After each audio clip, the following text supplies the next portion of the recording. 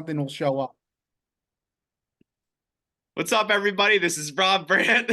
And this is Rick Brandt, and we are the Brothers Brandt. Welcome back, episode 155. 155, Rick. Yes, sir. It's ranking the NFL Stadium game day experiences, part two of a three-part series. The first episode was electric. We talked about the worst stadiums in the NFL, the ones you want to avoid. There's no reason to put them on the bucket list, but they're out there. So we talked about the bottom third. It's Electric. What a way to describe it.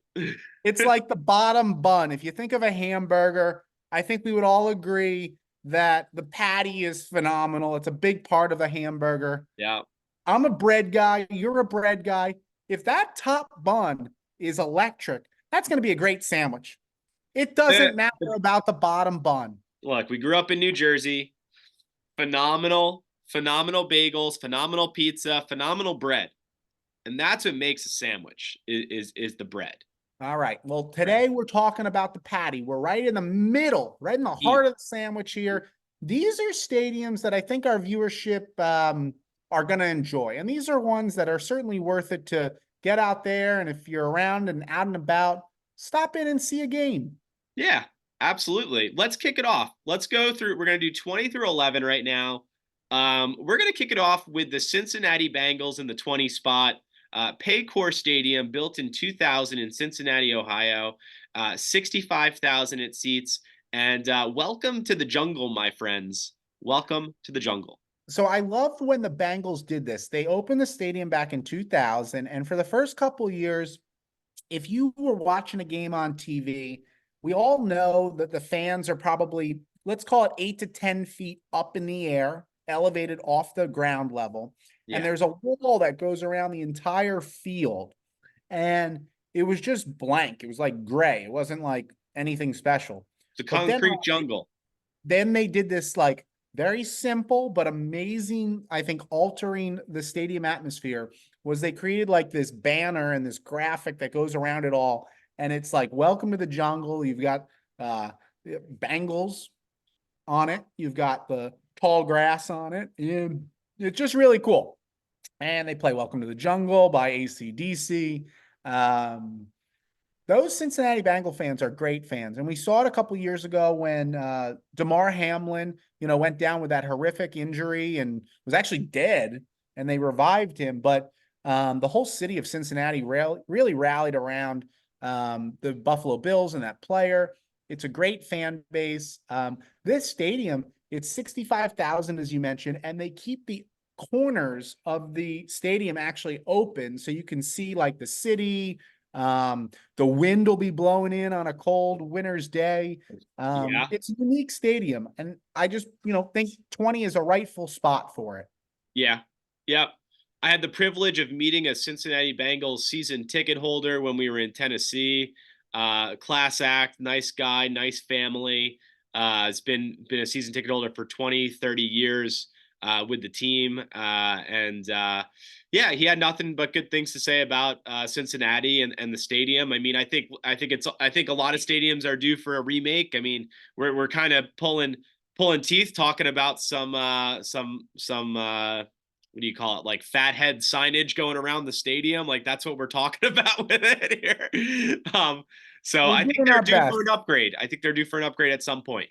This is on the back half of the, stadiums in the NFL. Let's go to the Philadelphia Eagles here. Lincoln Financial Field, built in 2023, seats 67,000, so a few more than Cincinnati. It hosts Temple Football College there in Philadelphia. It has these wing-like canopies that are at the top of the stadium designed because No longer there. No longer there. Well, when they built them, they were like the Philadelphia Eagles because of the bird. And 3 of the 4 corners are open, so you can see the city skyline. And they've got solar panels and wind turbines. This is one of the most E-friendly stadiums there is out there in the NFL. I think they've actually received the award for several years now. Yeah, it's really cool. It's my home team. Obviously, go Birds on my hat right here. I would put it higher on this list. You have it put at the 19 spot. We're just riding with your list right now because I can't find mine. And I definitely would have it higher just because of all the memories there. But if you're going just based off the stadium, I think it's okay. I think it's cool. I think it's okay. I mean, it's my home team, so I like it a lot. It's And loud. It is loud in there, especially since they're doing so well. I think it's higher. I think the suites are really cool. I think snuck into several suites there. You definitely know that the suites are higher. You and I have snuck down onto the field yeah, before. we got down in the We field. It's so simple so to get onto the field. exactly. Well, part of the reason why I find that this game day experience at Lincoln Financial is not in the top half is because that every time I've been there, I've been surrounded by, and it doesn't matter where I sit. I could sit in a variety of locations. And Ah, this is nothing personal for you, Rob. You're an intelligent football fan. yeah, I can't say the same for all the Eagles fans out there, but tough fan base. I would not take a child or Uh, my wife to a game there. You would not be caught dead in an opposing team's uniform. It is don't want to do. profanity laced. I don't even think most of the fans are educated, to be honest. It's a hot take, but they're just belligerent and they're yelling, and It's I don't Philly. personally enjoy it. So that's the hit here on the Eagles. Yeah, no, it's Philly versus everybody, and yeah, ruthless, absolutely ruthless. Do not come wearing an opposing team jersey. You will get booed. You will get yelled at. You will get cursed at. It Yeah. happens, and by little kids too. They're training Right. them young now. It's Oh it's my gosh, I got flipped off by a third grader. Let's wild. move on to number 18 here. This is a little bit up north. It's actually one of the most northern stadiums in the country. Gillette Stadium, home of the six-time New England Patriots Super Bowl champions in Foxborough, Massachusetts. 65,000. They just renovated and built this amazing lighthouse structure at the top of it. It really gets the people going, Rob. At the beginning of the game, they're whether it's Brady or a You former get the player or sirens. celebrity, they get this lighthouse churning. It's part of the culture up there in the Boston, Northeast, Northeast, yeah, New England. New England. They've got this bridge that you can walk across, and then there's this Patriots Place. So Patriots Place is essentially like this village, this community. They've built apartments, there's restaurants and shops, there's Staples, there's Bass Pro Shop. I mean, what more could you want right outside your NFL stadium? In case you forget something, you swing into Staples as you're walking into the stadium. Rob, Now, what I will say is you've been there. Tell us about it. yeah, I've been there multiple times. You've been there as well. You went there for a Jets Patriots game one time, I Oh recall. yeah, I've been there for football. I've been there for the NHL's Winter Yeah. Classic. In fact, my wife was there that day, so just incredible. But you guys didn't know that. Right, exactly. How crazy is that? Unreal. I was there for a Patriots game, but then I also went there for a concert, Kenny Chesney concert. I went there for USA versus Spain soccer friendly. Been Talk to there us a about it. lot. Yeah, look, it's a good stadium. It's a good stadium. I will say the caveat though is horrible traffic, absolutely horrific traffic. I think it's like one way in, one way out. They do a terrible job with that. Every single time I went there was like 3 hours of traffic trying to leave Yeah, something ungodly. So they need to fix that. But let's move on to number 17. 18 was great with the Patriots. Obviously, you got to go. You got to check it out. It's the house that Tom Brady built. The allure, the history behind it. 17 is the Pittsburgh Steelers with Acrisure, a stadium. They just renamed it from Heinz Field. Oh my gosh, the city was up in arms about getting rid of the big ketchup bottles that were by the scoreboard, which were so cool. you Um, can't hide the money, Rob. You can't hide the money. And AccuSure decided to pony up. They wanted to slap their name on this stadium, exactly. and out was Heinz, and in was insurance. Yeah. And for the listeners on this podcast, all of them, we will refer to this as Heinz Field. It was built in 2001. Uh-huh. It seats 68,000 and it's on the Ohio River. That's probably one of the more unique things about this stadium. As they say in real estate, location, location, location. Yes. It's pretty unique that you can pull your boat up to the stadium and walk in. So we've got a little affinity for those types of stadiums. Yeah, and I uh, ended up Pro or meeting. I college. It was our first sports road trip, Rick. We did 10 games, 10 days in the Midwest. We went to a doubleheader, 1 o'clock Pirates Reds game with playoff implications. So that was fire. And then we moseyed on over to an 8 o'clock Bears Steelers game at Heinz Field for Sunday Night Football. And that was a special experience there. I got the chance to meet Art Rooney himself. I'll share this story for our listeners super quick. Rick and I were on our Epic Sports road trip, last game of the road trip. I wanted to make a sign. I thought they might be giving out signage stuff. Like, you could write with a magic marker on it, Sharpie on it, 10 games, 10 days, try to get it on TV. And didn't end up happening. But what did happen was I was just opening doors going into places, and I walked into this nice suite area. And this guy goes, "Hey, can I help you?" And I was like, "Yeah, I was actually wondering if you could help me out and point me in the direction of is there any like cardboard or anything I can make a sign?" My brother and I just did a 10-day, 10 sports road trip, sporting event road trip, and he looks me dead in the eyes and goes, I don't really know. Really nice guy. He had no business being this nice to me. We're from the Northeast. I thought he was going to drop kick me out, get the hell out of here. He goes, I don't really know. And then all of a sudden, someone passes by and he goes, hey, excuse me, Art, do you know where this guy could get some signage? He's on a 10-day, 10 sporting event road trip. This is his last game. You got to hear this story. And lo and behold, it's Art Rooney, the owner of the Steelers. And I was like, "Hey, Mr. Rooney, can I get a picture with you?" And he goes, "Absolutely." So I get a picture with Art Rooney. Pretty epic right there. No cardboard signage, but great experience, and one that I'll remember for the rest of my life. When your brother says to you, "Hey, I'm gonna go look for cardboard," all you listeners out there, just let them go. You don't know what they're gonna come back with, but Rob, Rob was as giddy as could be when he rolled back to our seats with no cardboard. Moving on. Oh, before we do, I just should note that Pittsburgh used a tremendous amount of steel. In fact, they used 1,200 tons of steel to create this Pittsburgh Steelers Stadium. It is the Steel City. It is the Steel City. They do have a really magnificent Great Hall, which honors all the legends of the franchise in the stadium. So worth checking out if you're swinging through Pittsburgh. Again, it's right next to the Pirate Stadium. Try to do a little doubleheader action if possible. And if you want to take the boat, take the boat. Take the boat. Going on to the Houston Texans. This is number 16. It's NRG Stadium. This was built in 2002 when the franchise was founded. This is the newest franchise in the NFL.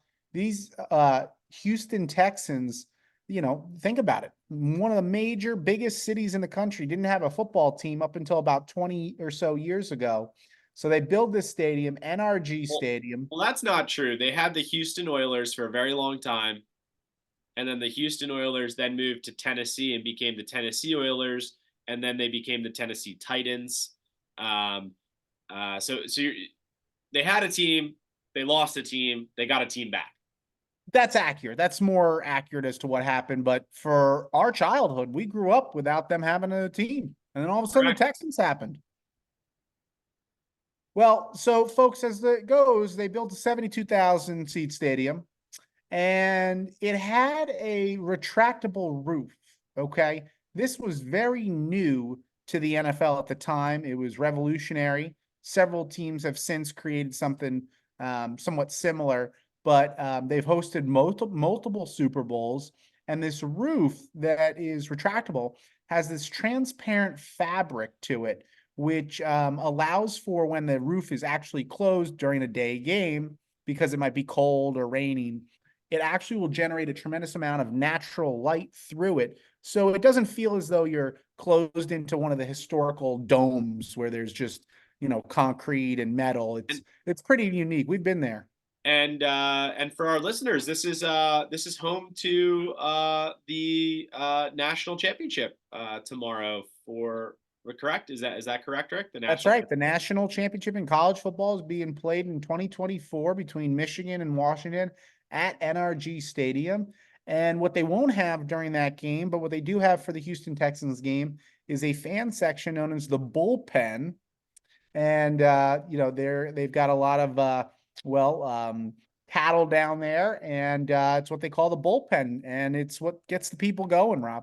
Rick, and we've been to this stadium not once but twice, I believe. College and NFL. I've been there a third time, and I had the privilege of meeting one of the owners. It's McNair family, but then there's I believe minority owners in there as well. Got down onto the field. That was an amazing experience in one of the boxes. You and I had a great experience there when we went to a Texans Jaguars game. Rick, that American flag has got to be one of the biggest American flags you and I have ever seen. It was after Hurricane Harvey. Down in Houston. JJ Watt was absolutely electric. I'm getting chills just thinking about it. The guy, I'll never forget the there, bald eagle flying in. they rolled out an American flag that was the size of the stadium or the size of the field. Size of the field. The biggest American flag that Rick and I have ever witnessed firsthand. Absolutely unreal. JJ Watt coming out after raising millions and millions of dollars for the city of Houston.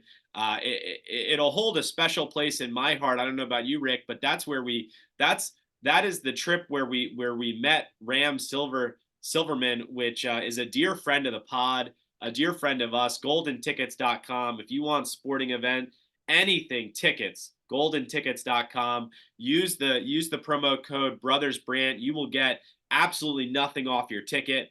But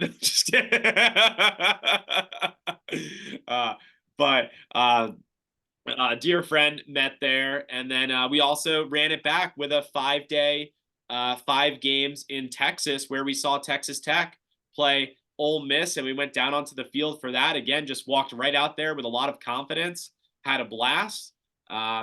Special place. Special place, Rob. And another great place in the country here is smack dab in the middle of it. And smack dab in the middle of our list is the Indianapolis Colts Lucas Oil Stadium, built in 2008. And it's a 70,000 seat stadium with also a retractable roof.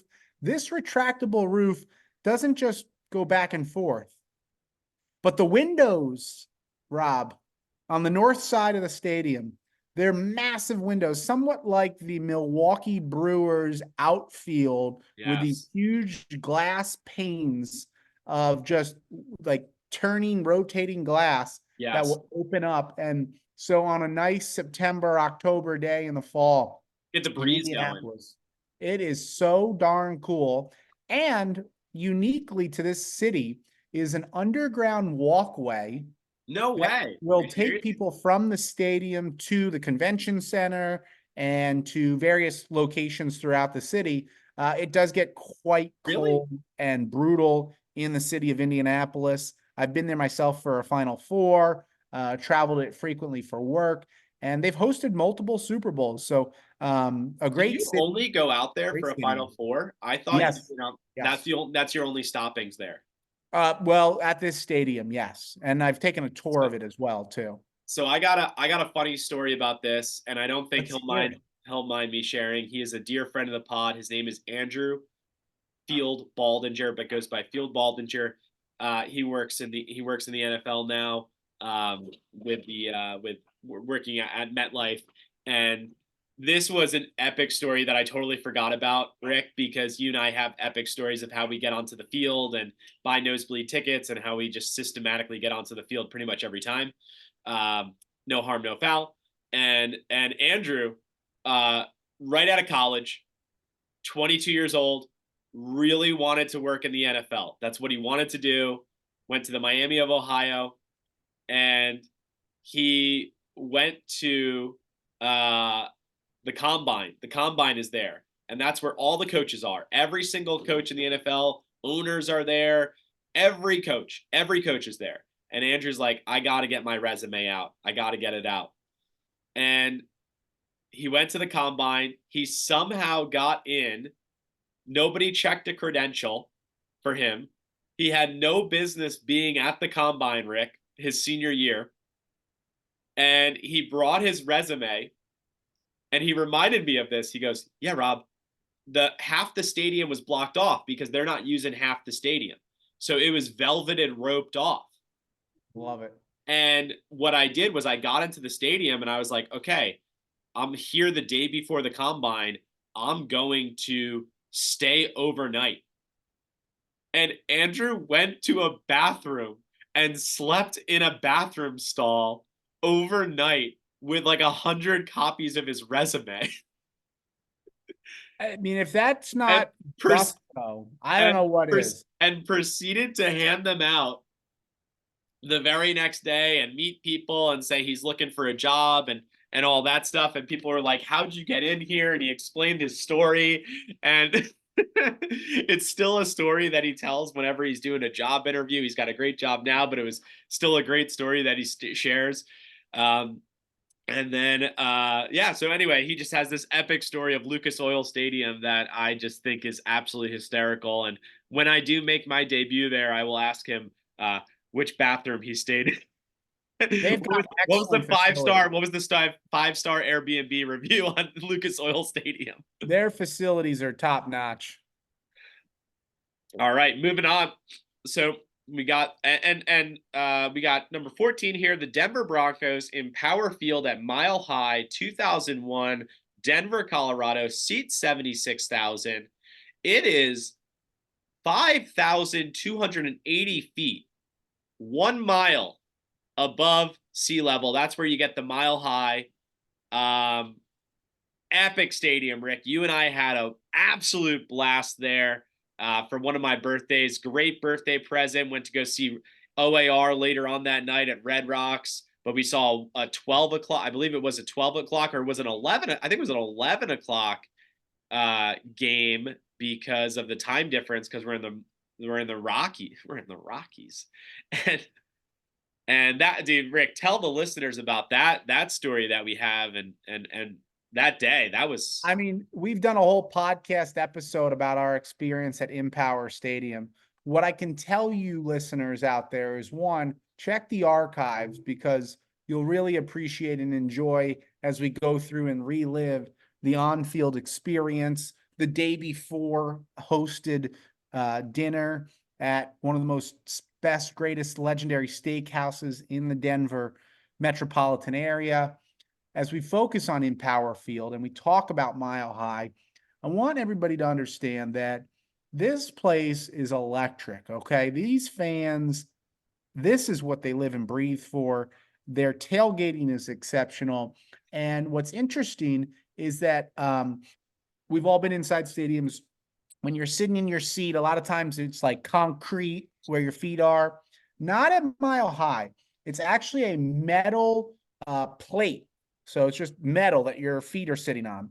And it's what helps generate so much noise inside the stadium is, as you can imagine, stomping your feet on a 3rd down and 10. It just reverberates throughout the stadium. It's really impressive. And I mean, there's a lot of other things Rob talked about. The altitude, the suites there. They just got a brand new owner. The Walmart family has purchased the Broncos recently for the most expensive purchase of a North American sports team. And they put in a new turf field. It's grass, it's natural grass, but it looks like turf. It's so darn pretty. It's a beautiful stadium. Put it on your bucket list. We are now in the top half of the fields. Rick, we went there. We brought out the Bronco flag. We had the tuxedos. You can't just tell people to go into the archives. You got to give them a little taste, We went out to Del Frisco's Double Eagle, where Peyton Manning would go when he was in town, where all the greats went. Doesn't get John better. Elway was there. He was a staple at that place. Rick, it felt like the Dumb and Dumber scene where the guy invited us. And you go, "No, we got to take a stadium tour." And I grabbed your face and I go, "Do you realize what you've done?" The town is back that way. We went back. Yes, we will go out to eat with you. We had tomahawk steaks, lobster, mac and cheese. It was to die for, Rob. It was to die for. It's unbelievable. Yeah. Now, we had an incredible memory at State Farm Stadium, number 13 on the list, Arizona Cardinals, as we start to wind down this episode of the Brothers Brand podcast with just a few more before we get to next week's top 10. But here we are in Glendale, Arizona, home to the Cardinals, built in 2006, 63,000 retractable, translucent fabric roof, similar to the one that we talked about in Houston. This has hosted many Super Bowls, one of which you and I attended. Hilarious, epic stories there. But this, my friend, is one of the most unique things that this stadium offers. It is a rolling field tray. So this stadium is predominantly closed most of the year. There's a little bit of an opening at the top. It actually is nicknamed the Toaster because it's a big silver structure out in the middle of the desert, and it's got this opening at the top, kind of looking like a toaster oven. And so what's interesting is that this grass inside the stadium doesn't necessarily get a lot of sunlight. And as we know, grass needs sunlight to grow. So what they have built within this stadium is a rolling field tray. And that's exactly what it sounds like. There's a tray that holds the entire field, and it will roll itself out of the stadium into like the parking lot side of the stadium. And it'll sit out there for 5-6 days a week, getting the sunlight it needs to grow. And then on game day, they'll roll it in underneath the stadium, and it'll appear on a tray, and it is spectacular. This stadium is one of our all-time favorites, and I think seeing Katy Perry coming through with the fireworks at Super Bowl 48, Patriots and Seahawks, Rob, for us. Hear me roar. Hear me roar. Special experience. So that's the Arizona Cardinals out in the desert. Anything you want to add? Yes, I do want to add something, Rick. Thank you for inviting me to add on this stadium.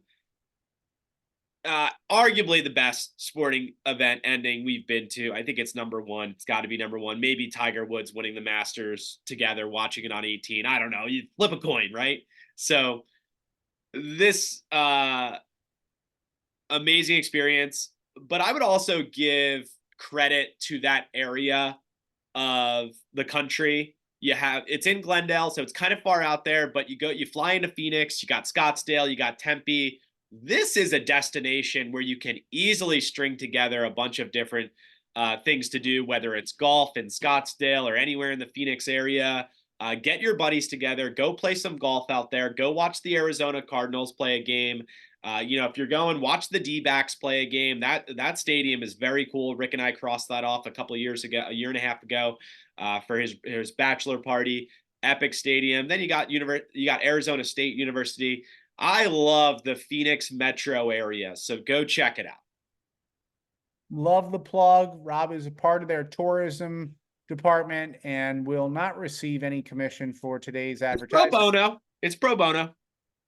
Moving along, here we go. Jerry's World, one of the newer stadiums in the country, built in 2009, AT&T Stadium, home of the Dallas Cowboys. It seats 80,000, so it's already one of the largest stadiums in the entire National Football League, but has and will expand to 100,000 seats during major events such as Super Bowls and Final Fours. This stadium also comes with a retractable roof, and it has the world's largest twin HD video boards. The stadium, Rob, I've been there many times. Sometimes it's so large, and depending on where you're sitting, you find yourself actually watching the video boards because it sits over the field, and it's just so crystal clear and so massive right in your face. You find yourself watching that more than you do the game. It's pretty hilarious. This is an epic stadium. They say everything's bigger in Texas, and well, it's true when it comes to Jerry's World. And his wife, Charlotte Jones, has gone ahead and put a bunch of art throughout the stadium that is one of the best iconic art displays throughout the Gallery. country. It's Yeah. a great gallery. It's a great gallery of Yeah, art. Rick, and we had the privilege of meeting Charlotte Jones when we did a facility tour at the Star in Frisco. Rick, we're getting down to the cream of the crop here, the top bun, some Yep. would say, Yep. top Exactly. bun, and And it's hard to pick. This could have slid into number 10. This could have slid into number 9, number 8, somewhere around there, and you put it at 12, so we're gonna ride with it there. And I think what's so cool is that the stadiums that hold so many events, so there's so many excuses to get to it, right? They have college football kickoff games, they got NFL games, they got Final Fours, they got Super Bowl, like they got it all coming, right? So it's like so many opportunities to be there. And I love that they built in Philadelphia, they always had something called Xfinity Live, and it's a bar atmosphere right next to the stadium. So if you're not going to the game, you go to the Xfinity Live. They just built that in Arlington for the stadiums, and I think that's so cool that they have that there. That was really fun. You got up on the bull, rode the bull there, hysterical, great content. Um, just a just a great stadium, and you and I got down low. We got down field access. We got our faces up on the jumbotron, bro. Like literally faces up on the jumbotron. That was when Sports Center the very next morning had a picture of you in the yellow tuxedo, me in the orange tuxedo for the LSU Tigers versus Miami Advocare Kickoff Classic. So that was a special, special time that we shared there, along with our other excuses that we went and the many times that you've been there because you're in Dallas now. Yeah, it's a great stadium. Highly, highly recommend it for anybody. I'll say no more, and I'll just get to number 11 as we wrap up today's 155th Brothers Brand podcast as we rank the NFL stadiums game day experiences, part 2, number 20 through number 11. And here it is, folks. It's Everbank Stadium. It's Jacksonville Jaguars. This stadium is it's from the 90s, built in 95, Yeah. but their new owner over the last couple of years has poured a tremendous amount of resources into it to make it unique. And this stadium, Rob, it hosted Super Bowls. Bruce Springsteen has played at the halftime of the Super Bowl in Jacksonville. And it's 67,000 roaring fans in Duval. Duval County. Now they have, Rob, the largest NFL video scoreboards to date in the southern and the northern parts of the end zones of the stadium. Those have since surpassed the Cowboys one that sits over their field. They are massive video scoreboards. And here's what they have that no other NFL stadium has. They have multiple swimming pools. They literally took out sections of their stadium and built swimming pools with cabanas. And when people want to go there and lay in a lounge chair or take a dip in the pool and keep their eye on the action down on the field, they can do so. That alone puts this stadium in this type of range in the list. Yeah. Rick, I have not been to a game there. We're leaning on you for the Yep. experience here. Yep. And Rick, you had an interesting path in your life that ended you up down in Florida. Yep. And I remember, Rick, you were like, I was like, what are you doing this weekend? He goes, well, I went online, Rob, and I applied to work for the Jaguars. I want to see how it would work. And I did some of their event stuff. Rick, back in the day, just out of college, did event stuff for the New York Jets, which was super cool. So he's like, I want to do the game day event stuff for the Jags, see if that's worthwhile. And you went once. It was just too far of a commute for you. But you were there. You were on the field. You were part of the team. So that was pretty cool to see all those pictures. So I'm living vicariously through you with this experience. But what I will say is from a degenerate gambler betting perspective, because you had to tie that in when you're talking to me, is I do recall that the Jaguars, they were very bad for a long time. After Jake Daylight come and you got a Delhomme going to the Super Bowl, they kind of slid off the rails for a very long time. up until Trevor Lawrence and now resurgency with Doug Peterson. So they were desperately trying to get fans in the stadium, hence the pools that they created many years ago. And then they also were the first team to adapt to fantasy football, where they were like, screw it, we got to put something here so people are coming. So they dedicated some of the scoreboards to just fantasy players and how they're doing throughout the games. I remember that specifically. They were the first team to adapt that. Pretty cool, right? Yeah. And then they're set to have a brand new stadium put in as well. That's going to be pretty epic over the next couple of years. I don't know exactly when that's coming in, but that'll be an epic stadium. I hope they do not host any Super Bowls, because that city is not built infrastructurally sound for Super Bowls, hotels, interstates, all that. But that stadium will be very epic. I agree, Rob. It is going to be pretty impressive what they do there. They've got the financing to get it done. Excited for the city of Jacksonville. Their stadium, it's a little bit of an older one, but that's why a new one's coming. So sit back, relax, enjoy the final episode soon to be released. For all you listeners out there, I'm Rick Brandt. And I'm Rob Brand, and we're the Brothers Brandt. Thanks for listening to episode 155, Stadium Rankings 20 to 11. We'll be coming in hot with stadiums 10 to 1 on the next episode of the Brothers Brandt podcast.